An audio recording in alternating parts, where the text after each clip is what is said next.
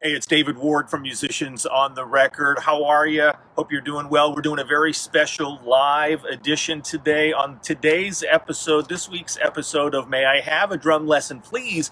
Very special. We are on Long Island, New York in person with the, well, let's see, it's a very special guest. We'll just keep it a secret.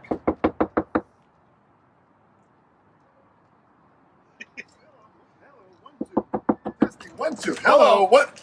Oh my God, it's Dom Famularo, the global ambassador of drumming. Welcome to my humble little abode in the middle of the forest at my home here in Port Jefferson. This is the best. I get drummers from all around the world crazy enough to want to visit me here in person. Nevertheless, doing this on the internet, but this is great. Come on in, David. Come on. There's M, by the way. Get a shot of M. This is my little mascot, M. She is absolutely adorable. One of our rescue dogs here. Hi, Em. All right, come here. This is our little doggy. Come here. Oh boy, Adorable. This is Em. She's the mascot here, and she likes to hang out, and she hears the drums, and she just kind of keeps everything going on here. Good girl. Awesome. Come on. Look Dave. at this place. Get a zoom of this place, Jen. Thanks for visiting. This is It's awesome to be here. It's amazing. right. We've got this whole area that. I put this together at my home because I felt I wanted to have the ability of being able to walk from my office to a sound-contained room. And there's a difference between soundproofing a room and sound containment. Soundproofing is when someone takes a room and hangs curtains or puts egg cartons or foam on the wall, and they deaden the sound inside. The challenge with that I have found is that you're hitting the drum hard, so the sound is still coming from the drums. And that's what damages your ears, because you don't really hear it that loud, but it's the same intensity that's going into your ears. So sound, proofing is a little bit dangerous. Sound containment that I have in here is where the room is still alive, and I built it out of cement. So basically, I built a bunker. So if we get attacked from anybody around the world, you want to get yourself in here because this is where we're going to be protected. Just bring cans of food, and we're set for a couple of months. It'd be great. But I have 3 different stations of how I teach in here. And this area here, station number 1, is for the practice pad. And what happens here is actually, David, I'll let you sit here and just have a seat right there. On the practice pad, this area here, what we'll do, David, we'll kind of explain the room, and then we'll go into some ideas. Absolutely. So in this area here, David, you put your feet on the pedals, and you can see just play the pedals a little bit. And this area here. So with the practice pad,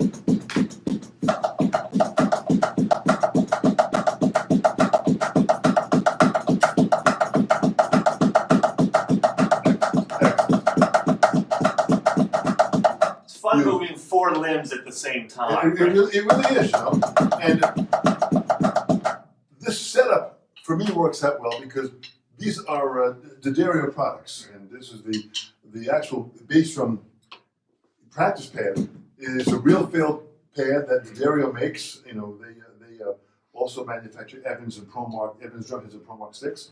And what you have here is you have a pair of my pad sticks, the ProMark pad sticks, and a real feel pad that we use for the pad.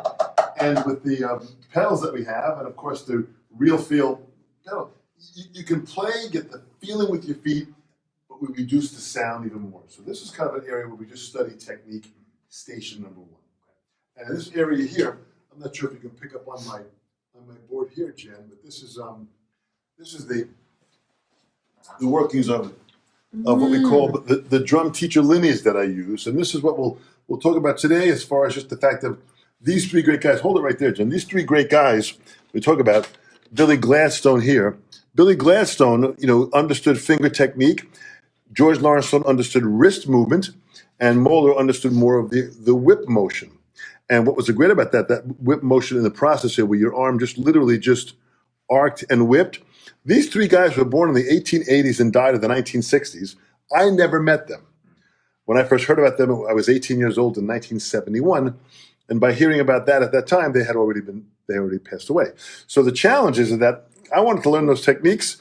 So I said, who were their best students? And that took me to that next tier of great players like Shelly Manne, who was the top student under Billy Gladstone, Joe Morello, the best student under George Lawrence Stone, and Jim Chapin, best student under Sanford Moeller. So those are the guys that I learned from, these best students, to understand these techniques, and that was part of the process of explaining these movements in this area here of station number one. Yeah. And we then apply these movements to our hands, working on fingers, wrists, and then molar. And then from that, we apply it into our feet. And this is the key aspect of how we can utilize these same kind of movements into our feet. And it really is, if you check out the DVD by Jojo Mayer, which is, he has two of them out, The Secret Weapons of the Modern Drummer, which is all about the hands, which is about these three artists, Gladstone, Stone, and Moeller. And then his second one is about feet technique. And Jojo is a fantastic example of performing this stuff here too. So when you analyze the different positions of the feet, we can apply it here. We can do it on a pad where we can speak while we're playing. Of course, the ultimate is once we understand the techniques here, we apply them on the kit.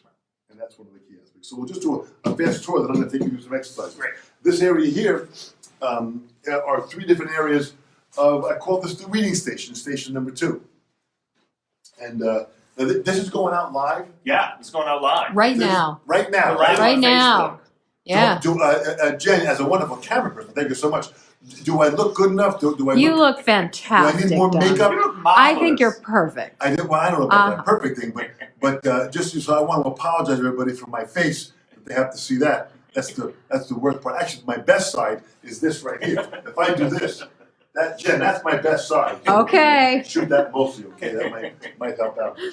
This, then what I have here is I put 3 snare drums together. So we have the advent of learning the techniques that we learned in station number 1, how we can apply them to the 3 different snare drums that we have. And so for example, this is a classical snare drum that is a wonderfully with an Evans, level 360, Strata 700 head, which is a very, very thin classical type head that's on here.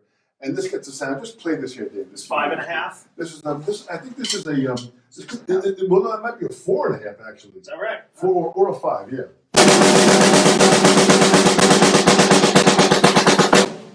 You can see it's a sensitive drum. It's in a symphony. It would not be necessarily a loud drum. They don't need loud and power that they would from a drum set.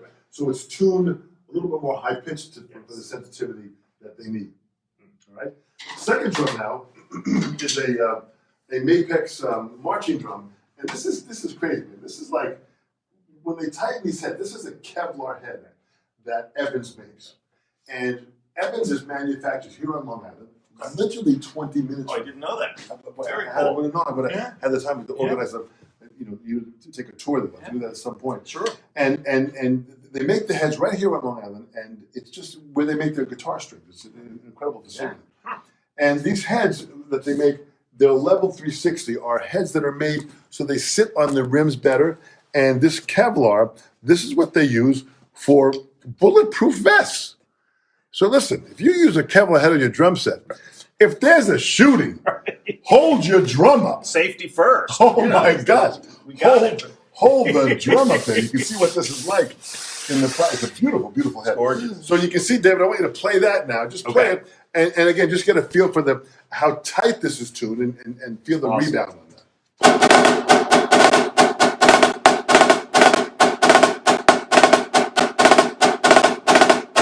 Nice, all right? Wow. Beautiful. And this cuts. A lot of the marching bands or Scottish pipe bands use this kind of a head, which is a very, very high, crisp sound. Incredible. And the drums are made just so beautifully where they have, you can torque the head real tight. That goes higher. They don't use like drum keys. Okay. They use torque wrenches, which is this big bar that comes across, and they turn it with both hands to tighten, and they tighten it that way to get it like tabletop tight. This is like the formica in someone's kitchen. Okay, that's what this is like.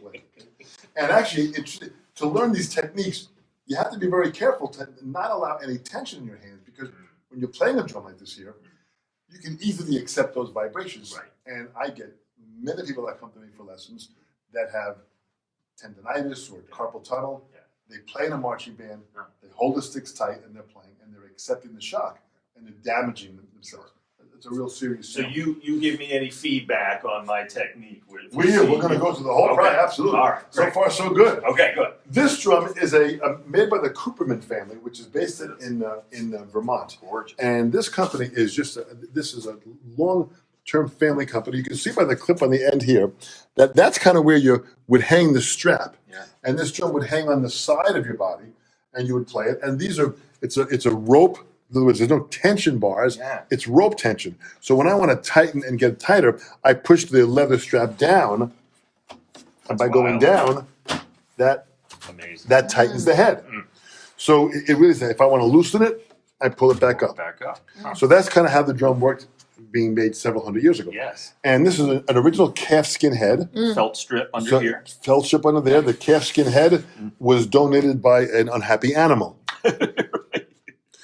So this is the original calfskin head. Beautiful. And the bottom head is calfskin also. And what they have on the side here, I'm not sure if you can kind of see this here, Jen, if you get down to in here. This down in here, these things right here. Yeah. This is cat gut. Okay. Now, cat gut is cat intestine that is wound very tight. And many years ago, back in the Revolutionary War days, the drummers would play.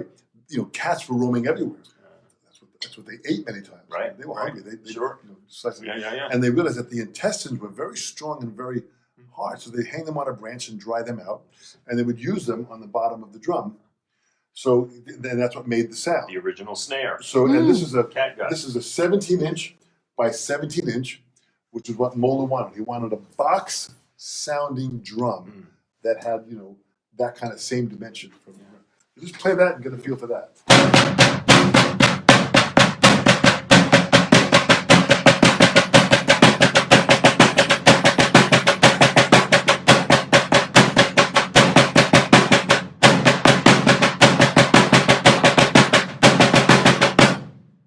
Pretty crazy, right? Yeah. Now, what you're using are my pad sticks, which are Yes. made by ProMark, and I endorse ProMark, and I have for many years. And they manufacture. This is a maple stick that is a bigger stick.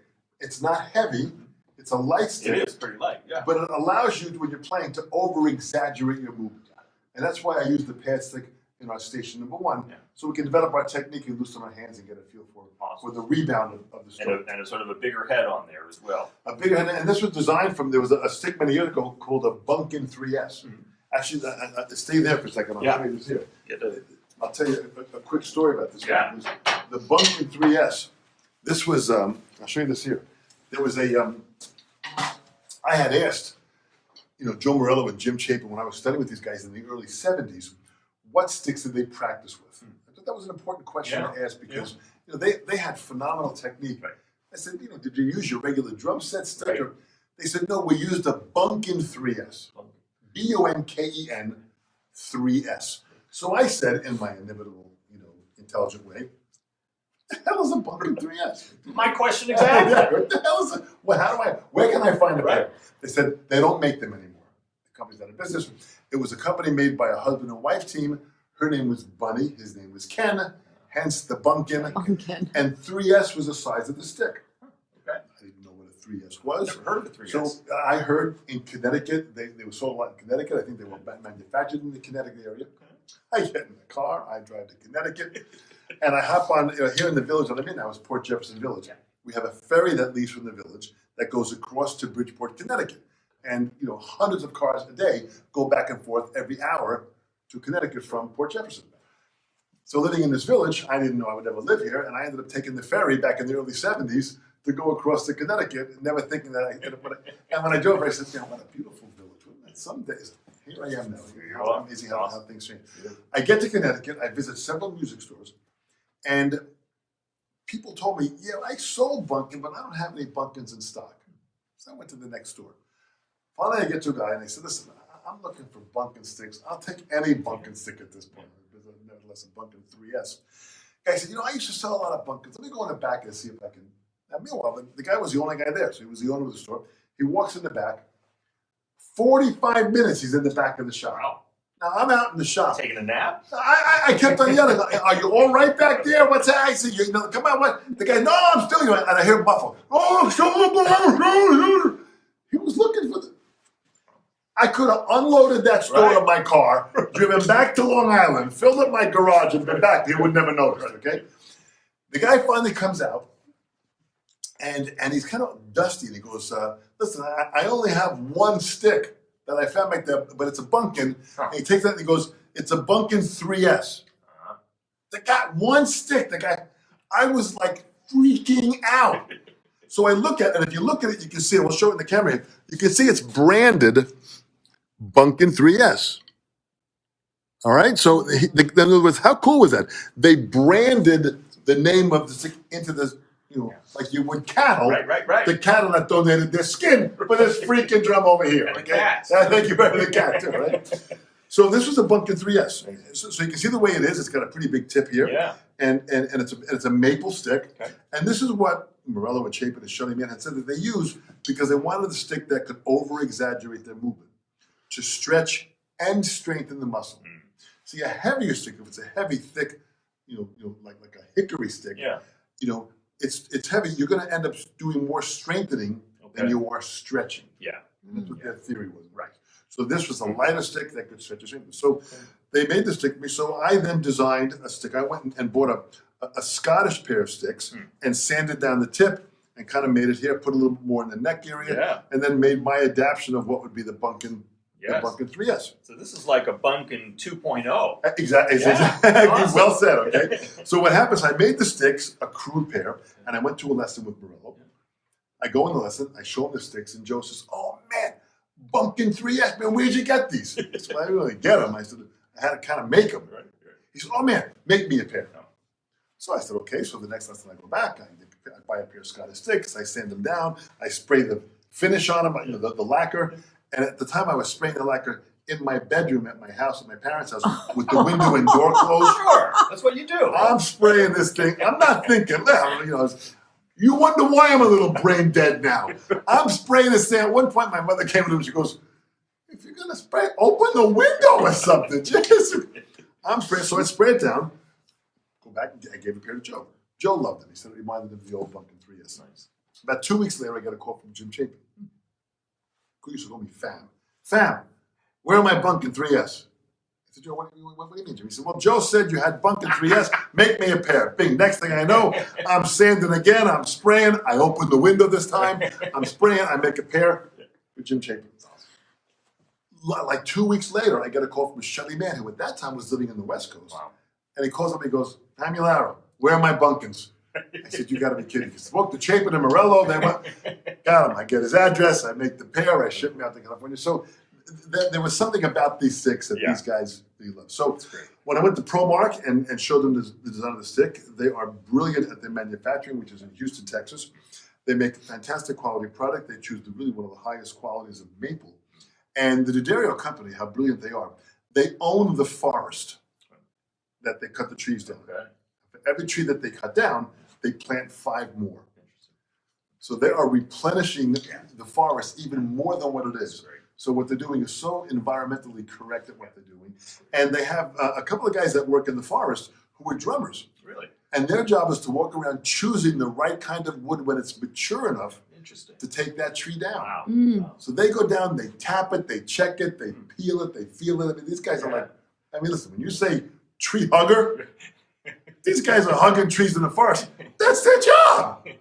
You're getting paid for that. You're getting paid to hug the tree, right? Pretty good. So to me, that process of how they choose the wood. So the wood is fantastic. And on here, we use a finish called Active Grip. Yes. One of the things, and this is kind of worn down on here, but there was a much thicker varnish on the Bumpkin 3S that created a certain tackiness of the feel. Well, the EPA, the Environmental Protection Agency, stopped companies from using this kind of varnish on sticks because it was going back into the environment. I see. So they had to come up with something different. So the brilliance of ProMark and what D'Addario did, and whenever you put D'Addario behind a product, they are like the D'Addario DNA. They take this to a whole nother level. They're brilliant people. They're great musicians and great engineers. And they came up with this Active Grip, which is a natural, organic, type of a covering that when it goes on, if you kind of rub it in your hand, you can kind of feel it's got a certain tackiness to it. And as it holds in your hand, when your hand gets a little hotter, it gets a little bit more It gets a little bit. Hang on 1 second here. Hold my calls. Hold my calls. Thank you so much. Nice talking. While Dom's taking a call, let us know where you're watching from in the world. And if you got a question for the Global Ambassador, let us know as well. Okay? Fantastic. Yeah. So in the process now, with the sticks, the active grip on top of here really feels fantastic. It reminds me of the old bumpkin sticks. Yes. So when they manufacture these for me, I sell them on my website. I sell thousands of these around the world. And I just got an order for 180 of them to go to the Ukraine. Wow. 180 pairs of sticks. So it really is kind of interesting to see how. Yeah, these are great, and they're not going to slip out of your. I mean, they might for me, but they're not going to slip out of your hands. You'll be surprised. Yeah. And so now what I'm doing is I'm having a drum kit stick made for me, and I designed a stick that's got like a barrel type shape to it. It's really kind of a nice feel for the stick. Great. And I'm having them make that for me now with also the same active grip on there. Nice. So it's really When might that come out? boy, I'm waiting for a shipment literally any day now from the pad sticks and of course the kit sticks. So I'd be kind of excited to get them in and get them going. So that's kind of what. Awesome. So this was about, and again, how Moeller used this. Moeller used the Bumpkin 3S. Now here's the final part of the story. Yeah. I had one Bumpkin 3S. Right. For all these years, since the 70s. About 10 years ago, I'm in the house here, I'm in my studio, and I pull into my house in the driveway, and the mailbox is open, and there's a stick in the mailbox. No. So I said, what the heck is this? I stop my car, I get out, I check it, and it's a Bumpkin 3S. Come on. So I said, my boys are young. I bet they went in my studio and started playing with my Bumpkin 3S. I said, I'm going to strangle them when I get home. So I come in the house, I said to my wife, Sherman, I said, Shar, I said, listen, I said, my Bumpkin stick was in the mailbox. What were the boys doing? Playing with my stick? She goes, they're in school. They're not here. Wow. They weren't playing with the stick. Okay, let me go put it in the studio. I come in the studio, I open my drawer, and my Bumpkin stick is there. Wow. It's the second Bumpkin stick. Unbelievable. That somebody, I've been telling the story Holy cow. since the 1970s. Someone must have found a Bumpkin stick. No letter, no email, no note, zero. Wow. Just a stick in the mailbox. Wow. So now I have a pair of Bumpkin sticks, as you can see in the process here, right? And a pair of Bumpkin sticks. And here they are right there, right? These Bumpkin sticks. And I have these in my studio, and they're probably about, 80, 90 years old. That's incredible. Prized possessions right there. Yeah, That's awesome. So that's Take a look at Dom's sticks here, the Pro Marks. Awesome. Fantastic. And as I said, these are just meant to be played for the pad. Yeah. And although J. Mo Johnson, who plays the Allman Brothers, who was a phenomenal player, purchases my pad sticks to play on the drum set. Wow.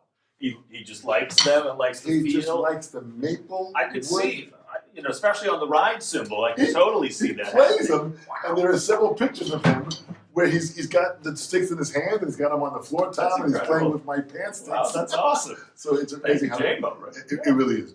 So in this room here, so we have this area here. This area over here now is where I have my my book area here. You can see kind of here, and this is just a part of the upper part of the collection of what I have here. I've got DVDs in here and drum books from all around the world of people that send me information and stuff here. So I order books from the companies. I have them here for my students. So if a student says he wants to go through stick control, we're there. Mm-hmm. We're there. So it kind of works out just to have the ability to be able to have accents and rebounds, all these different books that are here that we go through. So there are books that we go through in the station number one, in the actual hand area, where we'll go through stick control. My book, It's Your Move. We'll go through Master Studies by Joe Morello, Volume 1 and Volume 2. So that area of station number one is really about hand and feet technique.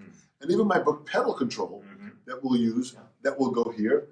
And we'll apply the techniques, of course, from the pad to the drum set. But we kind of work on it in that area. So when we have certain books in the reading area here, as you can see, we've got books like Portraits and Rhythms by Anthony Cerrone, Contemporary Studies for the Snare by my friend Albright. These are tough books. Yeah. And even this one here, which is a book that is, 14 Modern Contest Solos by John Pratt, which is a rudimental book. And this picture here, see if you can zoom in on close on that picture right there. That is a picture of the book called NARD, the National Association of Rudimental Drummers. And in here, I'll point, that's George Lawrence Stone. Back in the corner there is William Ludwig, J. Burns Moore, Ed Strait. This was a picture from 1933. And these are the guys that started an organization that wanted to develop and enhance what drumming was about. So they put this organization together and they made it happen. These are all great guys that were in here, and these different names of guys and what they did. And drummers united again even at that point to get together and put together an organization that would be fun to have. So now the studio's over here. So David, have a seat here. So this area here, what I have is the student uses this kit, or they can use this kit here. I always say it doesn't really matter. And imagine I have over 2,500 students that travel with me from over 30 countries. 50% of them are on the internet. Right. So as I said, just this morning alone, I had 3 lessons from 3 different students from England already, from 3 different cities in England. And I just, it's to a point where it's so much fun, because I don't know what it takes, for what country will take me. Sometimes I look at my schedule. The other day, I taught 8 one-hour lessons from 8 different students, all on Skype, from 8 different countries. That's incredible. That's incredible. It was, I started in the morning, good evening, Taiwan. It's like 8 o'clock in the morning for me. It's 8 o'clock at night there. Good evening, Taiwan. And I literally went around the world, from Vancouver to Belgium to Brazil. It was to London, to Poland, to China. There's a student in China. There's a student of mine, Edson, who's a top teacher in China. He's in there. So when I got to like 7 o'clock at night at my lesson, that was 8 o'clock in the morning for him. So he scheduled his lesson. So you have to kind of figure out time zones and language barriers of what you have. So it's really kind of interesting. So this area now becomes the third part, which is obviously what we're going to work on, which is drum set. And this kind of allows us to have a variety of cymbals, a right cymbal on our right and our left, hats to our left and our right. So we have a variety of playing here. So just play a little, David. Just grab there's some sticks there, yeah. Yeah, just groove a little.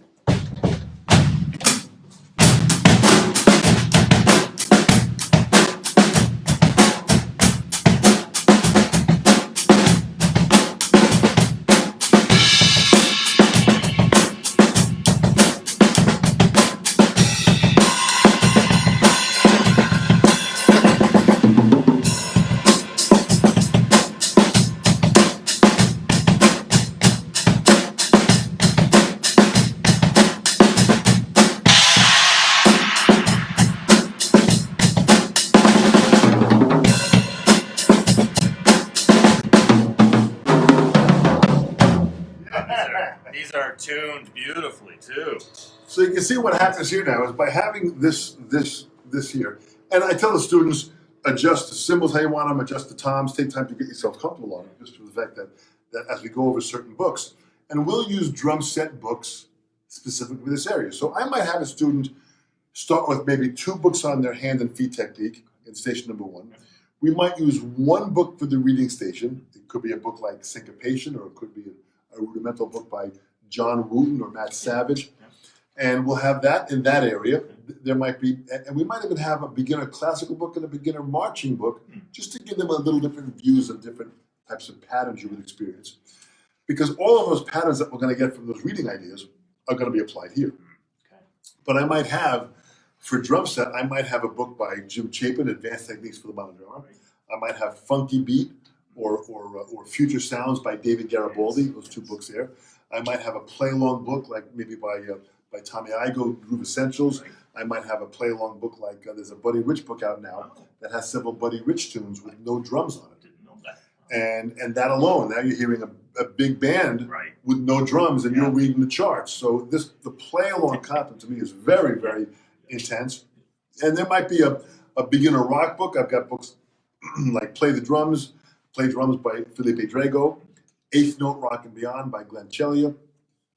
There's a book called Groove Facility by Rob Hirons. But these books are specific books that allow us to understand grooving and playing time in rock and or jazz or Latin books. So all of that happens here. So I might have a student using 2 books in the practice pad area, 2 books in the reading area, and maybe 3 or 4 books here. So what that means is that I use books as the curriculum for what the student wants to learn. It's up to them to decide. If they want to improve their jazz, we pull out some jazz books. If they want to improve their technique, we have technique books. to improve our reading is an important part of the aspect, because reading it helps speed the process up. You know, I can open up a book in a music store anywhere around the world, open up a drum book that I've never seen before, open it, look at it, and hear the patterns in my head from reading the music. You know, I can kind of hear what's going on there. And all of a sudden, I'm putting that idea into my head immediately because of the reading of the notes. Now, I'm not saying we have to be, you know, readers at a level like Vinnie Colaiuta. Vinnie Colaiuta has like a photographic memory. He looks at a page for 3 seconds and remembers the page. I gotta look at it for 3 hours before I know what's going on. And he has a sandwich on the kit while playing as well. Right? If you hear the story by Steve Vai, which is on the internet, where Vinny is reading a Zappa chart while he's eating sushi off of a table next to him, in between the performance of the thing, he's grabbing the sushi while he's pushing his glasses up. It's just absolutely amazing. Really amazing. So there are some people that really kind of, but you know, because Vinny reads so well, that's why he's at the demand that he is. He can walk into a recording session or a performance or a rehearsal, and one time through, he's giving you 110%. So that's a skill that if somebody wants to learn that skill, we can go that far, or we can just go up to the point where we just give you a basic feel for reading. So when you look at a chart or you look at a groove or a pattern, you're not afraid to attempt it because you have a little more confidence in it. That's what this is about here. So, and again, this here, now normally in my studio, I've got several camera angles that I come in here. And by shooting different camera angles, like an overhead here, these different camera angles allow me to capture the student and record that. And then literally, you know, either, you know, Dropbox it or, you know, send it to these students so they can have it. Sure. So what we record, we have. By recording the lesson, and a lot of times I'll do it on my phone too. I'll shoot it here on video, and sometimes in slow motion. So with that, what's important about that is for us to see the fact of saying that they can now go back and analyze their playing. So part of recording process and why I embrace technology, I want the student to be a part of the teaching process. So when they look at the video, they're seeing a student, even though it's them, and they can see what needs to be improved. Sometimes it's their posture. Sometimes it's the way that they're holding the stick. It's their technique. And if we come to the drum set here, and it's a technical challenge, where they're holding the sticks too tight or they're playing very stiff, we don't necessarily correct it here. I might have to correct it back on the practice pad. Okay.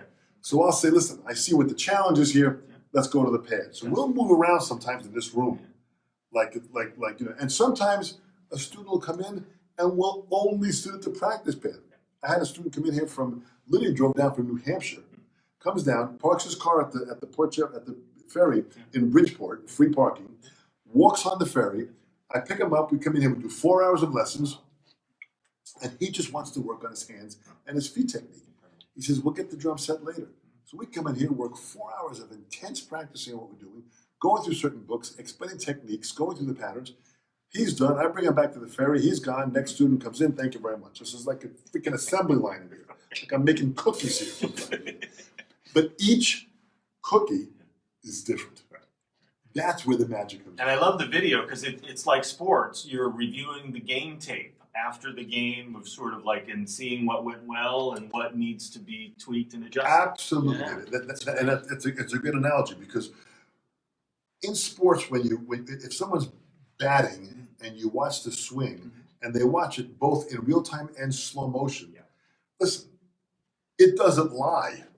When we do this here, and we'll do some later on when I get you on the practice, we'll go by, we'll do some things slow, and it just amplifies sometimes the lack of control that we have, or too much tension, or using the elbow instead of the wrist. All that stuff comes out crystal clear. And listen, this is a learning process. I tell the students, once we record this, it's yours to own. You show who you want to show. If you're proud of it, you want to put it on YouTube, go for it. If you're not proud of it, don't delete it. Save it. Learn from it and review it for what that is. And that to me is an important part of the learning process. Well, we were talking on the way over, just one of the things I appreciate about you is that you really have embraced technology. And you use these cameras, you do Skype worldwide. Because when I was, before we connected, looking for someone, I didn't really know anybody local, but I'd heard of you. And it was so cool that we could connect through Skype. And now, first time here in person. It's how amazing! And you live in what city? in Portland, Maine. You're outside of Portland? Yeah, a little bit outside Portland, Maine. Yeah. So you're outside of Portland? Yeah. So, are you in a metropolitan area? No. You're in the middle of nowhere, right?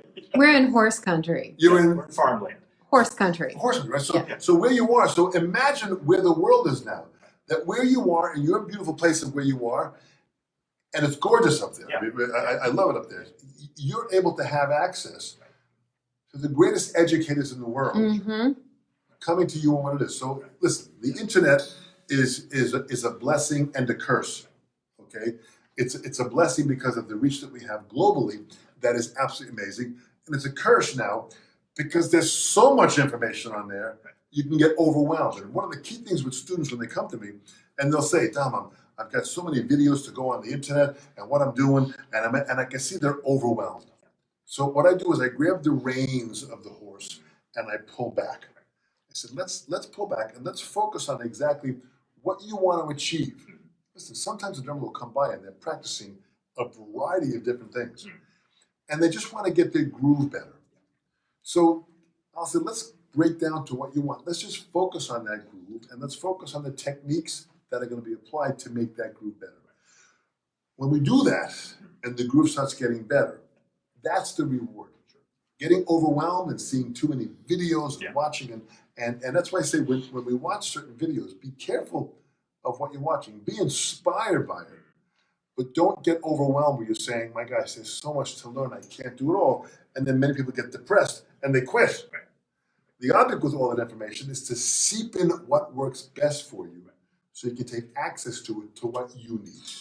I recently did a video, we just did a recording from Drumeo, my Drumeo performance. Yeah. And what Jared Falk is doing with Drumeo in Canada globally, they've got thousands of people that they reach, hundreds of thousands of drummers worldwide.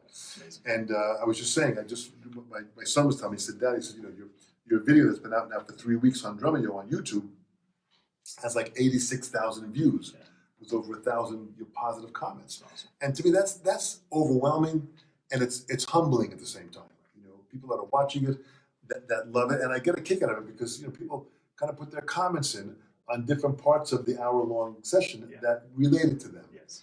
And someone will say, I liked it when Dom said, the first thing he said was, doesn't matter the technique or how you play. If you're having fun, you win. Mm-hmm. I started there. Mm-hmm. I said, I don't care. Bottom line. Right? I don't care if you hold the drumsticks under your armpits. If that's how you want to play, and go, and you're happy, it's fantastic. So I always say that there are the 4 levels of learning is what is important here. The first level of learning is unconscious incompetence. What that means is a student that comes here, doesn't know anything about drums, grabs the drumsticks any way they grab it, start playing, and they're having fun, and they're just hitting and bashing, and they're having fun. That's unconscious incompetence. What that means is they're not aware of how they suck. Exactly. Call it like it is, right? Yeah, right? They suck, but it doesn't matter because they're having fun. Right. So you can suck all you want. If you're having fun, you win. Right, exactly. When that unconscious incompetent person starts to hear another drummer that sounds better, now they say, wow, that person, boy, what they're doing, their groove sounds better, their fill. So what happens now is they go to the next level, which is a conscious incompetence. They become aware that they suck. All right. Can we say that word? Sure, we can. It's just Facebook. Yeah, we can say that. This is you guys are over 18, right? 18, okay. So in that process now, when you become consciously aware that you suck, what happens now is okay, I got to get my hands together. I got to get my feet together. I'm aware of what I have to practice. When you're aware of what you're practicing, you start taking lessons. That takes you to level 3, which is now conscious competence. What that means is now I'm aware of what I have to do to make it better. So we went from unconscious incompetence to conscious incompetence to conscious competence to now this conscious conscious competence. We go from unconscious incompetence to conscious incompetence to now we're level 3 is conscious competence. That's where a student comes in and says, now I'm ready to learn. They're aware that they have techniques and books and patterns and things to learn. The 4th and ultimate level is unconscious competence, where now I'm not aware that I'm doing it right. Yeah. That's what we want to get to. That's interesting. Yeah. But now all of a sudden it's just happening because we've trained ourselves so well.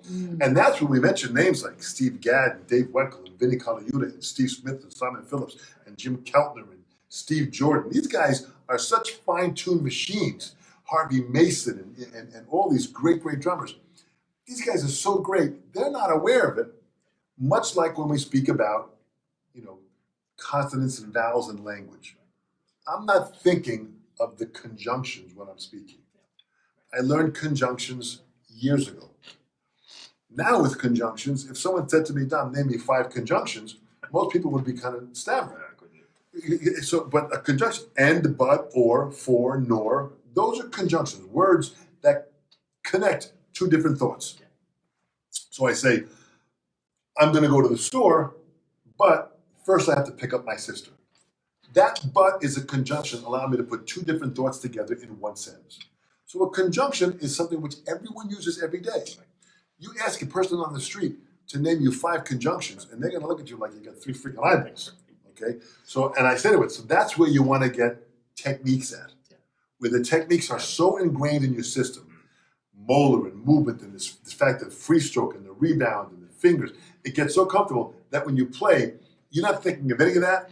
It's just about serving the song and playing the music. You don't even have to think about it so much. You can have a piece of sushi and just look at the chart and Vinny do your is taxes. like a freaking octopus. He's reading the chart and he's doing with one hand that I need all my 4 appendages to play. Okay, he's doing it and playing, and he's eating sushi and that's when you get to a level where it's so unconscious, but the competence level is so high, and it's the 3rd and 4th category that we will be in for the rest of our life. Because even as you played unconscious competence. You just played a groove that was in your head, you played, your technique was great, you played, you enjoyed it. You weren't thinking about it. So that's unconscious competence, that's the 4th stage. Stage 3 is that conscious competence, where now listen, I've been playing drums for 53 years. I still go back and forth from unconscious incompetence when I'm playing and not thinking of it, to when I come in my studio to study something, I go back to conscious competence. I open up a book sometimes, and I'll open up sometimes the Jim Chapin book, his volume 2, which is unfinishable. It's got these 10,000 permutations of patterns. I'll open up just to one page, one pattern, and look at it, and take it, and I might apply it on the kit using double bass.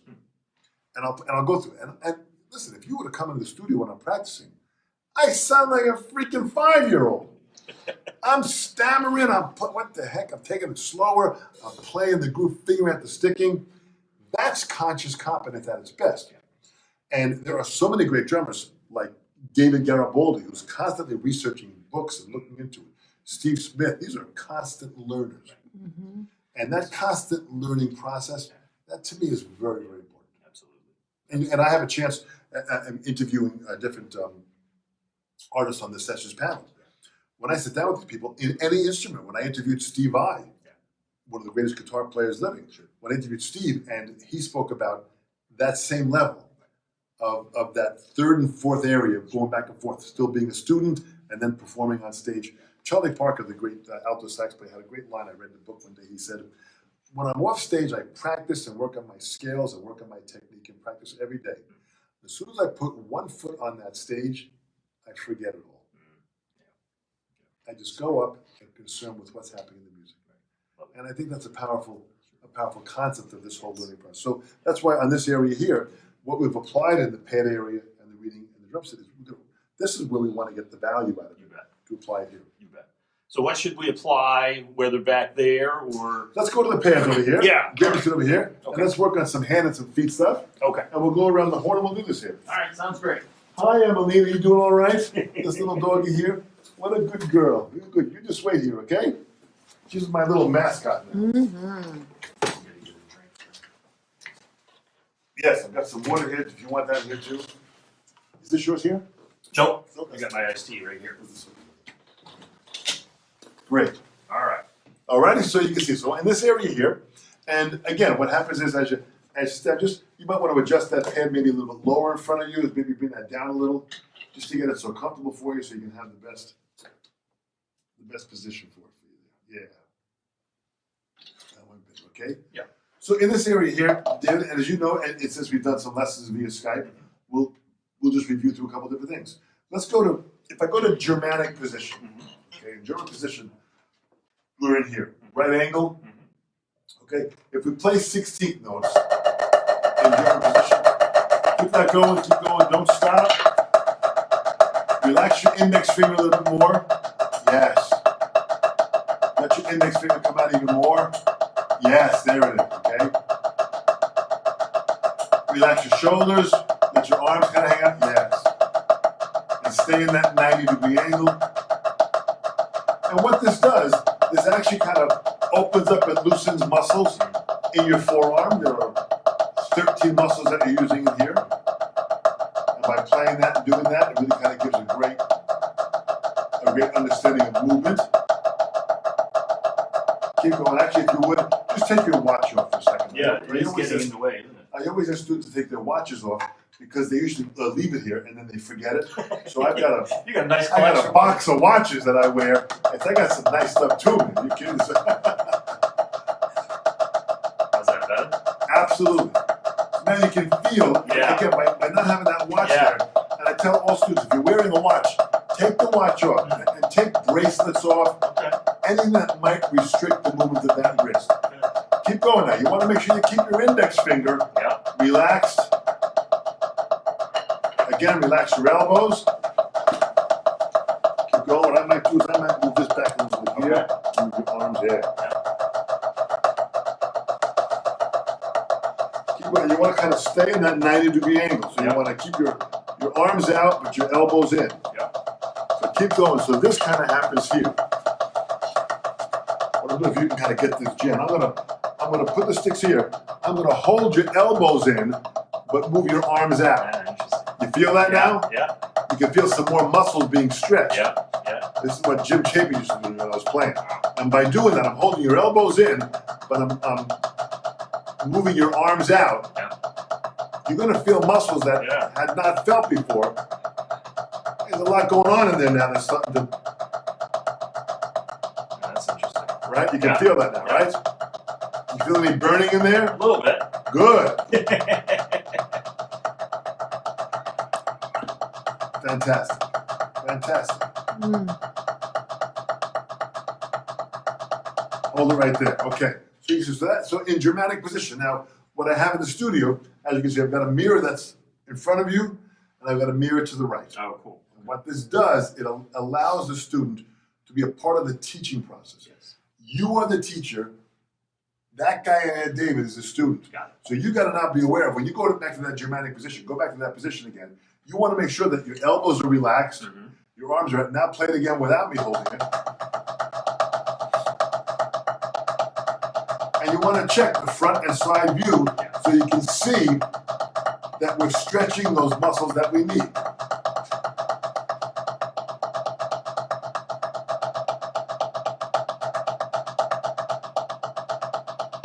Fantastic. Hold it right there. So that's in German position. What that means is you might be on the bell of a cymbal, and as you're playing that, you might be in German position to play that bell of a cymbal. Yes. So the positions I'm going to show you, all they are is just different positions that produce different results.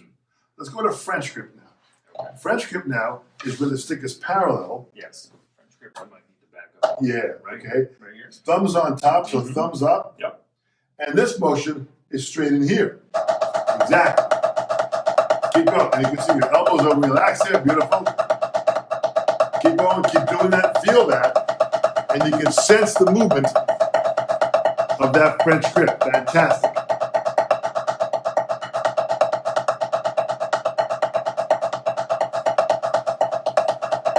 Keep going.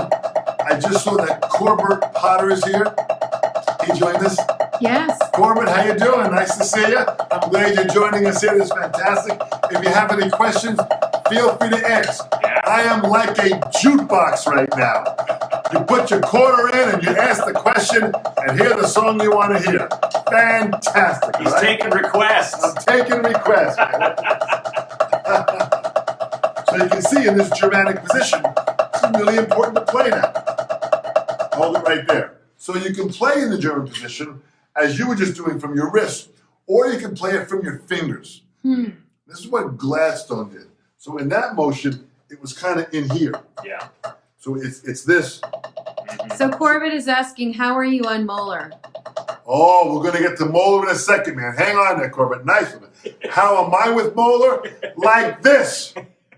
Oh, my gosh. Much better than I am, but I'll show you what I got. So back to French grip now. Just try using maybe just your right hand with just fingers.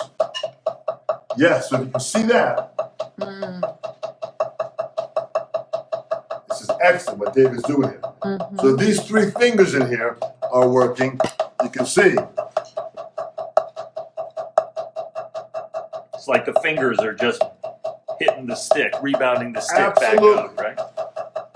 Now what we're doing here, and Corbin, what we're talking about here is we're going through the different hand positions and the different movements. We'll get to Moeller in a second. Sanford Moeller was born in the 1880s and died in the 1960s. I did not meet Moeller. In 1971, I was 18 years old, but I did study with Moeller's best student, which was Jim Chapin, and I became to become one of Jim's top students in the process. So we'll get to Moeller in a second. There are other techniques other than Moeller, so that's what I'm showing here. So this is a Gladstone technique, which is fingers, and it works best in French grip position. Okay? Let's go to American position now. American position is kind of where the sticks are at a 45-degree angle. So where you are right now, that's American. Yep. And that's usually probably where most people play. So just play some 16th notes.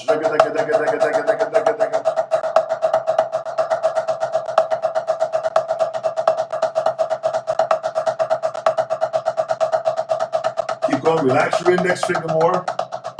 Yes.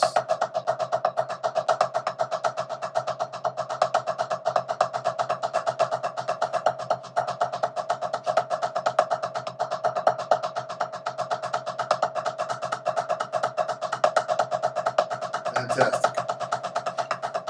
Hold it right there. So in the American position, where the angle is at a 45-degree angle, we're using less muscles. Go to Germanic position again. 13 muscles available, 13 muscles used. American position, 13 muscles available, 8 muscles being used. French grip position, 13 muscles available, 6 muscles being used. Now, why? Because each position, the amount of muscles that are being used, offers a different feeling. So that if you're on the right cymbal and you want to play in French grip, you might be here to play a shuffle in here and playing, only because in French grip, that groove just felt better. Right. So there's no really rule here. Whatever feels better at that time, go for it. But my theory is learn all the different positions so whenever your hands need to produce what you have in your head, they can deliver the idea. I meet many students when I say we're going to work on French grip.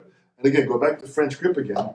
And they'll say, Dom, why would I want to practice French grip? I never use French grip. It's a waste of my time. I don't want to learn French grip. And I say, okay, when you play a ride cymbal playing jazz, how do you play? And they go to this position, and they're like shocked that they actually use French grip. So I'll say, well, let me get this right. You play French grip on the set, but you never practice it. So you're just, I guess, hoping those muscles work for you, as opposed to training them. And that's where the process comes down in the journey. So American we just grip. got a message from Cassie Lobo. Hey Dom, greetings from Mumbai, India. It's 1:30 a.m. here, so they stayed up to watch you. Right. Thanks for all the awesome videos. Drumeo was really awesome. Could you good. please share some tips on the upstroke? Thanks and God bless. Very good question. What was your name again? Cassie Lobo. Kathy Lobo. Cassie with a CSS. So Cassie. Oh, Cassie. Yeah, Cassie Lobo. Thank you so much, and thanks for staying up. We're going to be here a few minutes, and you'll be able to get to bed for sure, but thank you so much. And the key aspect of all my global travels, and I enjoyed doing the Drumeo event that we did. Jared Falk and the Drumeo team was so great. The video was fantastic. Share it with some friends. There's tons of information there. And I go back to Drumeo the end of April to do it again, so stay posted, and we'll get more involved in there. The question, which is well taken in upstrokes and downstrokes, we're going to get to it in a second. when we get to George Lawrence Stone. So this technique of playing just fingers was Billy Gladstone, okay, on how he played. So now we go to George Lawrence Stone, which played from the wrist. So go back to German position. So now in this position, if I play it from the wrist here, and I allow the stick to rebound, this is where what's called the free stroke.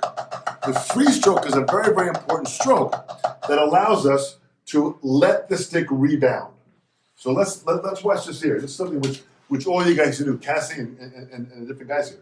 This, if I dribble the stick this way, I'm holding the stick in my hand. I'm not moving my left hand. My right hand picks the stick up and dribbles the stick like a basketball. This is rebound. Rebound is so important to have in the process of what we're doing. Just try that now if you would with me. Just try one stick and just allow the stick to rebound. Keep going. Look at this. It's fantastic. So notice your left hand is dribbling the stick. It's only pushing down. This hand doesn't move. Hang on. Hold your hand up to about here. Okay. And then lift the stick up with that hand. No, lift it. So you pick it up like this here. Pick it up. Pick it up. And dribble it.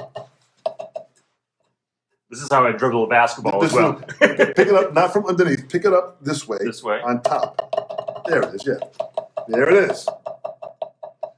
So this concept of rebounding is what George Lawrence Stone realized, this free stroke.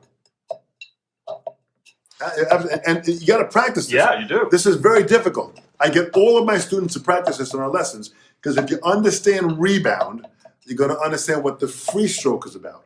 And again, this is the step to get us to upstrokes and downstrokes, or what I like to call pullouts and control strokes. And the book to get is George Lawrence Stone's Stick Control, and then George Lawrence Stone's book, Accents and Rebounds. This is upstrokes and downstrokes at its best. Cassie, get this book, get it online, have it delivered to you. They'll find you anywhere on the planet, but this is the book to have. And in here, the old version did not have the explanation. In the new version, I explained with John Riley, Danny Gottlieb, and Steve Forster the concept of upstrokes and downstrokes and how to apply them in this book. So this description was not in the original edition. We put this into the new reprint, and it's been so great to have students now around the world that are starting to understand upstrokes and downstrokes in the process. So with this now, that dribbling concept. Thank you, Sir Dom. I'm listening. Oh, good girl, good girl, good girl, good girl. I look forward to I have not been to India yet, and I'm so excited to get there someday. I want to come by there, spend a few days, go to the different cities, teach and meet the drummers. There is some great drumming that comes out of India, my gosh. And drummers like Pete Lockett, who was just fantastic with understanding the Indian rhythms and what. And one of my old friends, Ed Shaughnessy, was also a great drum set player that understood a lot of the Indian rhythms. Which was fantastic. Oh yeah, phenomenal player. So with this here, this rebound allows the stick to bounce. So again, my hand that's holding the stick does not move, and I just pick it up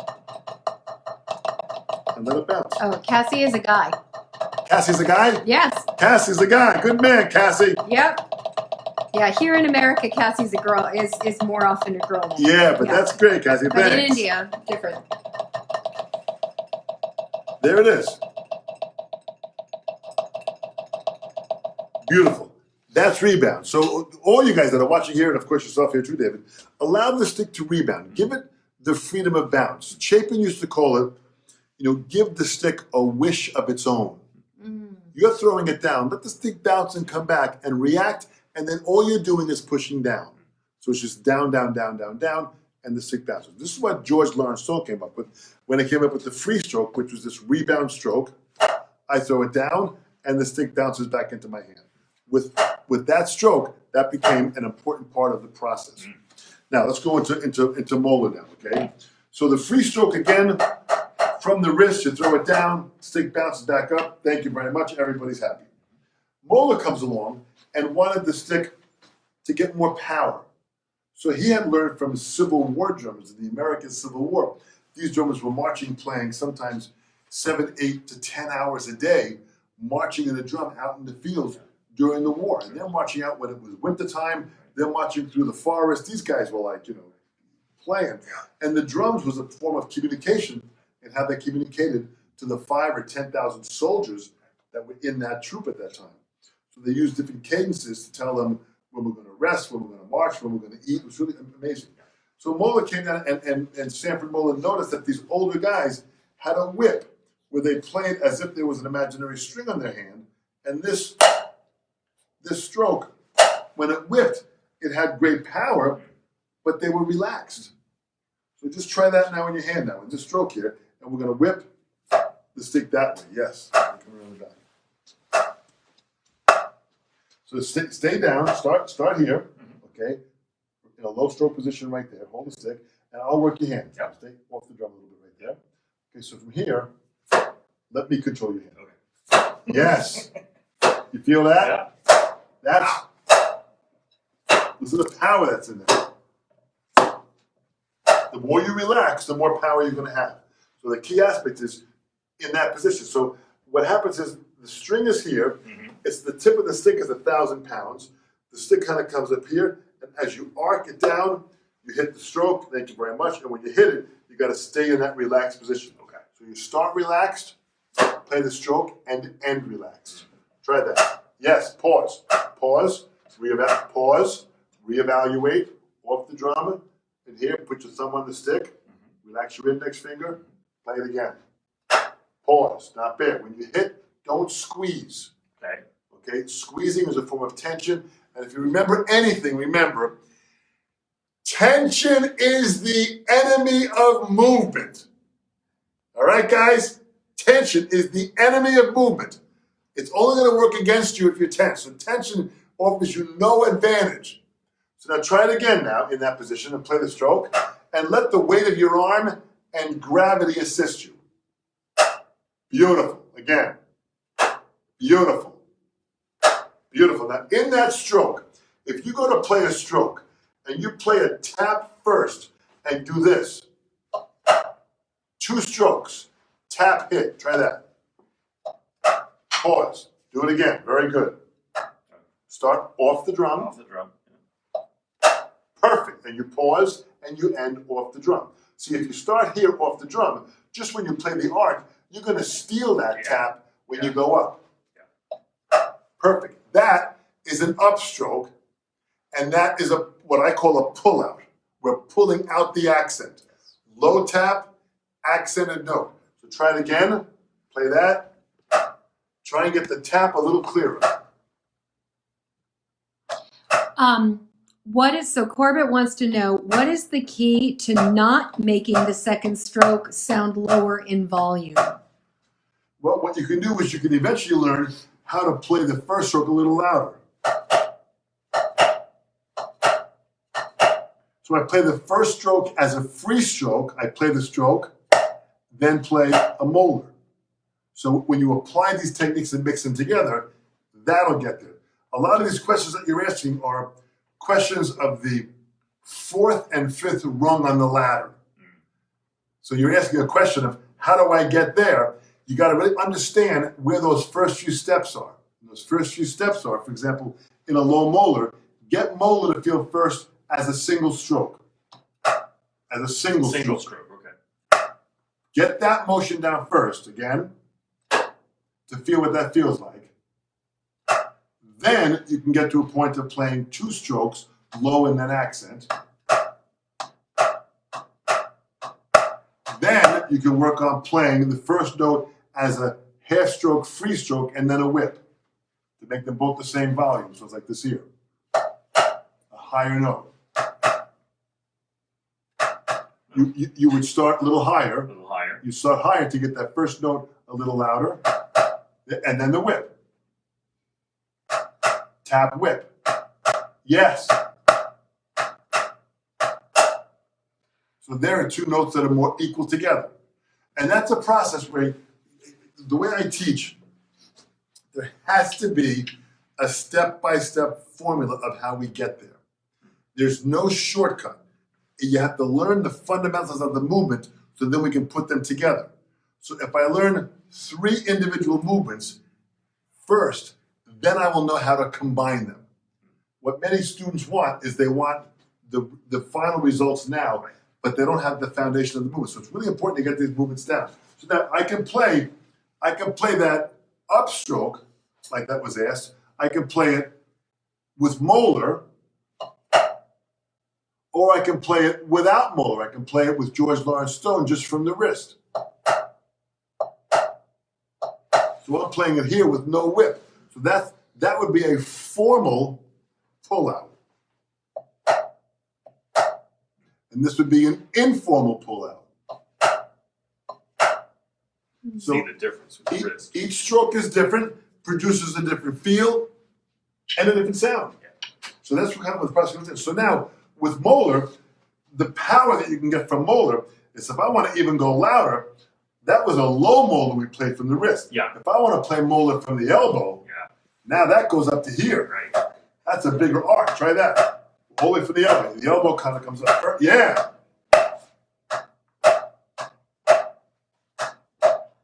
I'm used to doing Moeller triplets. Well, absolutely. Try that. Try that. Whip, whip, whip, whip, whip, whip.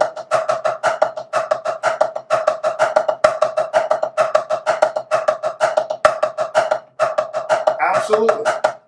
So what this does, by playing that first whip, we're now getting the first whip and 2 free taps. So I mean, if you do it with one hand, try that. Whip tap tap. Whip, whip, whip, whip, whip, whip, whip, whip, whip, whip, whip, whip, whip, whip. Keep going. Relax your shoulder. Yes. This is beautiful.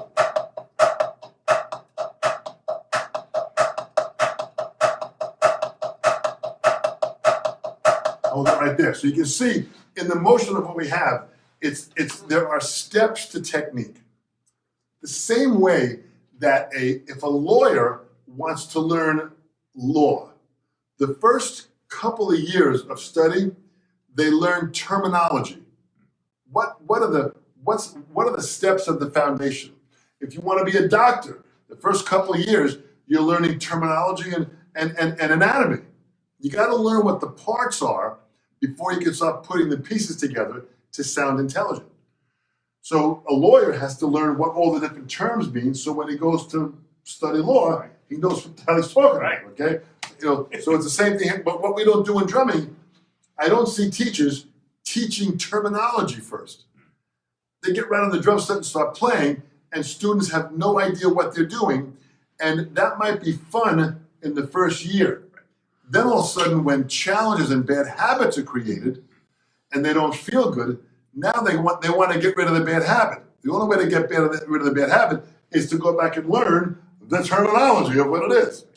So I say, let's learn the terminology first, get that out of the way, and once you have that, it makes it much, much easier. Awesome.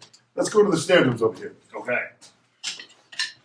And you can see we can spend tons of time just working on standard techniques. And I've got students of mine that come to me, literally from around the world, that come by just to learn these techniques. I had a student who recently come in from England, and he flew in and took 6 days of lessons, 8 hours a day. Wow.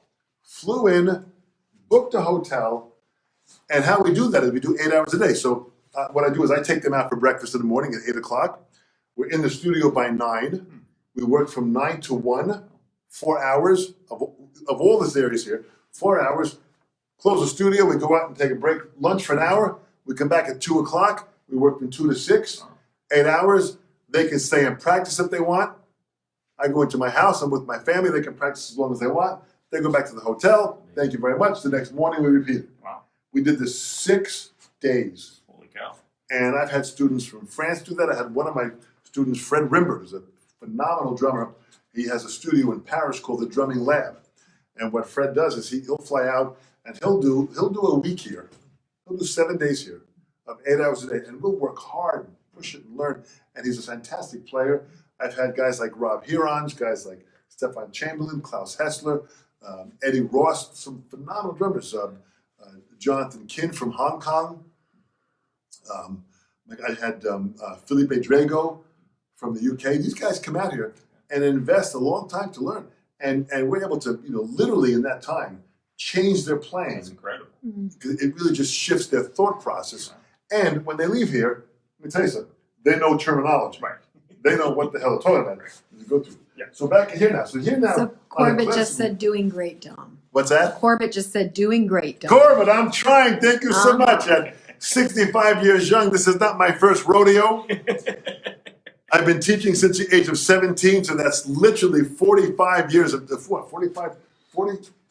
48 years of teaching. I got a C minus in mathematics. 48 years of teaching, and I'm still learning the process of being able to deliver this information because, listen, I've been playing drums professionally since the age of 12. That's 53 years. It has been great fun, and I wouldn't change a day of my life.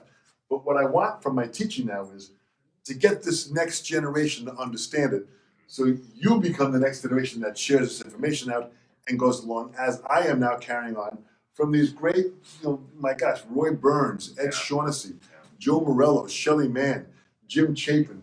These guys were Louis Belson, just dedicated artists for their entire life. And what they shared with me is in the core of my soul and my heart. So as I share this is not just necessarily coming from me. It's coming from the history and traditions of all these guys that I hung out with and asked questions. I had some lessons with Papa Joe Jones. This guy was a saint. A saint. A saint. Great guy, but knowledge, any question you asked, he articulately explained it in a way that was fast, to the point, and made clear sense. And that's, to me, what's an important part of the journey. For this classical snare, Dave, just go here and just play softer here. Just play soft patterns, like ja, da da da da, da da da da da.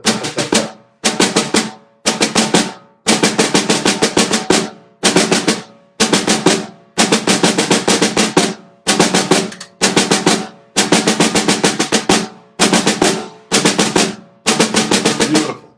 So this is as a classical drum. So what we just learned in the hand technique area on the practice pad is kind of interesting, because now this now we're going to apply to different areas of drums. This would be a classical drum. Now, not that I'm looking to go play with the symphony, but I want to learn symphonic techniques. Because if I want to play soft inside of a funk groove, I want that technique to work for me. So I want the feel of that groove to be great. So if I understand what some of the classical techniques are and I apply it here, it's not that I'm trying to be, a classical drummer with the, London Symphony. I just want to kind of steal their knowledge. So if I do ever need it, it's available for me to have. So this next drum here, we go to this here now, okay? And this here now is a drum. It's a Kevlar head that Evans makes. And listen, the Evans drum heads that I use on all of my drums, I've been with them now for many, many years. You're not going to get any better than Evans for the clarity and the quality of how they produce their product consistently every day and how they manufacture. It amazes me when I visit the company, which is actually manufactured here on Long Island. When I visit the company and experience I can see the quality of what they put into it and the great care and compassion they have. That's why the heads sound great all the time. It's as simple as that. And with the Pro Mark 6 that I have here, you can see with that. Let's try here now. Play this marching drum here. I'm not sure if I can play it quiet. Not quiet. This one here, you gotta kick into gear here, man. How do you want me to play this? Just play, like a marching beat.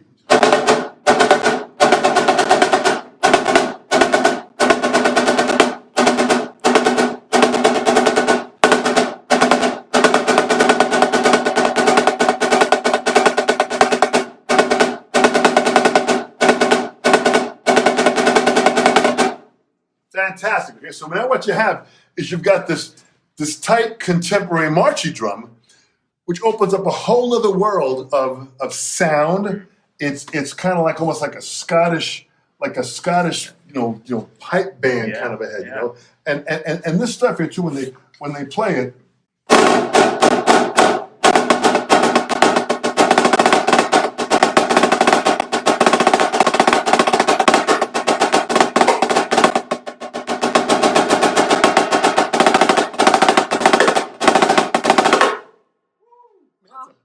That's a powerful drum, man. Listen, in the morning, I don't drink coffee. I play my freaking field drum over here in the morning. I'm awake for a week after I play this in the morning. Listen, 5 a.m., play the drum. You'll cut down on your coffee bill, and you'll be a little deaf, but you're going to have a hell of a good time. Yeah, why did you say that? So that's where this kind of came from. Let's go down to the actual marching drum here, which is a Moeller drum. And this was really, this is a drum that maybe you can come around the side here, Jen, so you can get a better shot of the drum here. This is an old rope drum. Maybe I'll back up a little so you can see the whole drum. Yeah, just come back. Oh, now you're talking, okay? Yeah. All right. Now, Corbett and Cassie, man, check this out here. Cassie, you still with us? Are you awake? Did we lose him? I don't know. He went down, man. You kidding? It's like 2 o'clock in the morning. Yeah, Cassie, give us a thumbs up and let us know you're still here. What a dedicated drummer. Yeah. So with this here now, this is the rope drum that's made by the Cooperman family. Cassie is still here. Cassie's still there. Cassie, go get him. Trooper. So this is a Moeller snare drum that was given to me by the Cooperman company, which was manufactured here in America, that has been making drums for a couple hundred years old, and the company. And they're just fantastic with rope drums and how they play it. It's a calfskin head. And the calfskin head, again, it's animal skin. And this side here where they have these cat gut, which is literally cat intestine that's dried out, that's used to make the snare sound. So just if you would move this out of the way, just move this, just if you would, David, just play a little bit of that. And Corbett is here, and Cassie is loving every bit.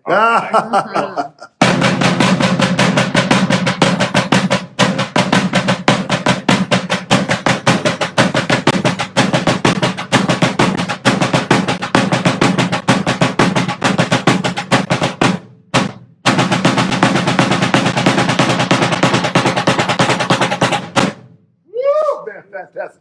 What I love about this is a fat sound. Yeah. And it's kind of like it's fat and ugly. Yeah. Not much unlike a couple of ex-wives that I've had, as a matter of fact. So think about that one, okay? But thank you very much. He's here all week. 2 shows a day. So the process here was that when they played this, of course, they played this traditional grip. And even though I haven't played traditional grip in like almost 20 years, this concept was the sling was around the drum was on the side, and by having the drum on the side, they had to play traditional grip. That's what worked best. They couldn't play this way. So by playing this way, when they played the drum, you had this kind of a sound.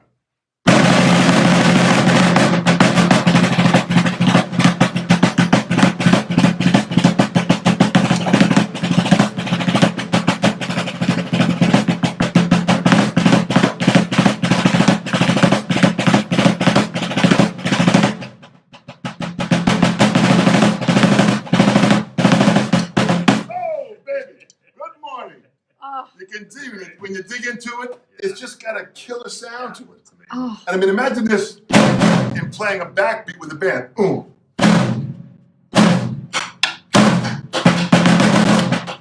It's got such a deep, fat sound that it really kind of opens up to what they did years ago. And even just to tune this, at one point a few months ago, I broke the top head. Oh, really?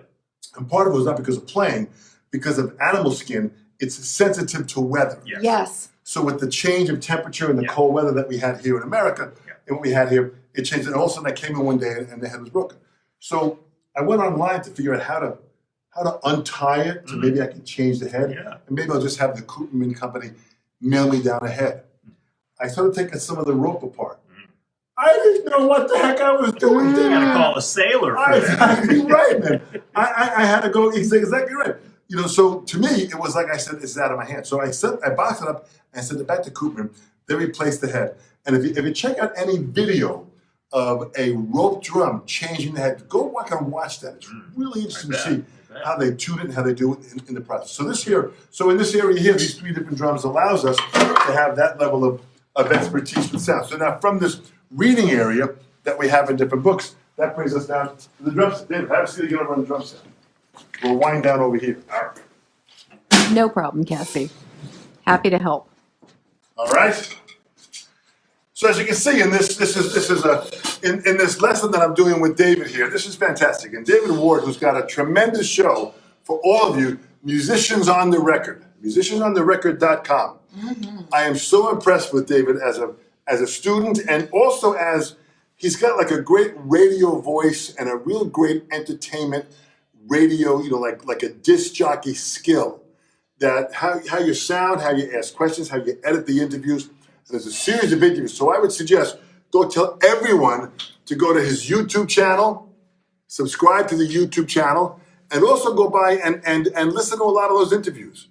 And there are so many great interviews. I mean, my gosh, with so many great drummers that you've had. Like you and Rod Morgenstein, Hal Blaine. Oh, man. So many great, Dave Garibaldi. Oh, Garibaldi. Yeah. And even the Hal Blaine one. We just lost Hal Blaine at 90 years young. A beautiful soul. I knew Hal for many, many years, and as I had the chance to interview him also. But when you interviewed him, it was so great to have that opportunity to have him anytime. And all of Hal Blaine's interviews are different. So when you go by there, you're hearing different stories of the great recordings. I think I recorded over 10,000 albums, which is an incredible time of where it was at. So the fact that you have that, everybody go there. But more than just yourself going there and subscribe, tell your friends to go and subscribe. And check it out. Absolutely, okay? So just play now. Just play me your groove, but put your right hand on your right hi-hat. Yep. And just groove there. And you'll see as you're grooving, you're going to see David go to different positions. You're going to see French grip position. You're going to see him playing from his wrist, which is that Gladstone style of playing. You might see him playing a little Moeller back here with the whip. Just watch a little as he plays. Check this out. Lay it on.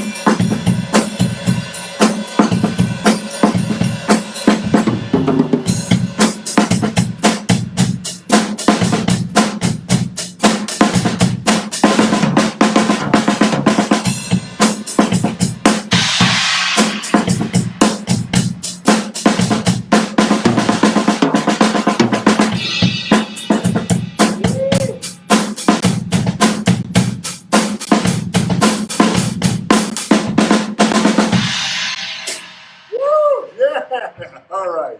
Even Emma enjoyed that. She was dancing along the way, okay?